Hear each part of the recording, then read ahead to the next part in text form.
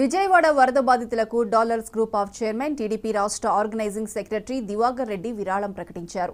10 లక్షల రూపాయలు CM fund relief కు పంపిస్తున్నట్టు వెల్లడించారు.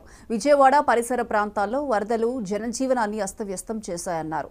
సినీ రంగంతో పాటు పలు రంగాలకు చెందిన వారు ఆర్థిక సాయం చేస్తున్నారన్న ఆయన మరింత మంది దాతలు ముందుకు వచ్చి వరద బాధితులను ఆదుకోవాలని విజ్ఞప్తి చేశారు.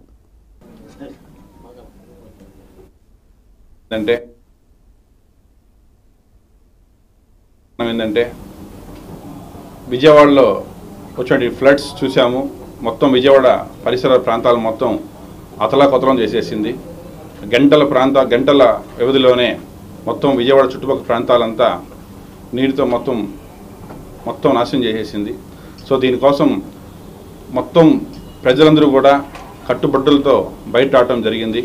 అది చూసి చాలా బాధ వేసి ఈరోజు చంద్రబాబు నాయుడు గారు 75 సంవత్సరాల వయసులో మన యువ నాయకుడు శ్రీ నారా లోకేష్ గారు రాత్రనక పొగలనక ఎంతో శ్రమించి అక్కడే నీళ్ళలో నుండి 75 సంవత్సరాల వయసులో ఒక జేసీపీలో 23 నిమిషాలు 24 నిమిషాలు ప్రయాణం చేసి కిలోమీటర్ రాత్రి మొత్తం తిరిగి కూడా అక్కడ మొత్తం వాళ్ళకి ఏం కావాలన్నీ చేస్తుంటే మా వంతు సహాయం కూడా మేము ఏమైనా చేయాలనేసి అని ఈరోజు Telugu Desam party state organizing secretary హోదాలో నా వంతు సహాయంగా చంద్రగిరి నియోజకవర్గంలో ఉన్నటువంటి నాయకులందరూ సపోర్ట్తో ఒక 10 లక్షల రూపాయలు డొనేషన్ని సీఎం రిలీఫ్ ఫండ్కి ఇవ్వాలని చెప్పి మేమందరం భావించి ఈరోజు ఇక్కడ రావడం జరిగింది.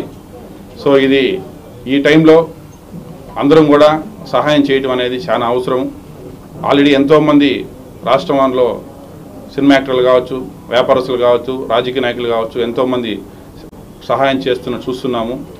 ఈరోజు ఇంకా సహాయం కూడా మీ అందరూ కూడా చేయాలని చెప్పి అన్ని రంగాలలో కూడా వాళ్ళంతా వాళ్ళు సహాయం చేయాలని చెప్పి నేను మనస్ఫూర్తిగా చేస్తారని ఆశిస్తున్నాను.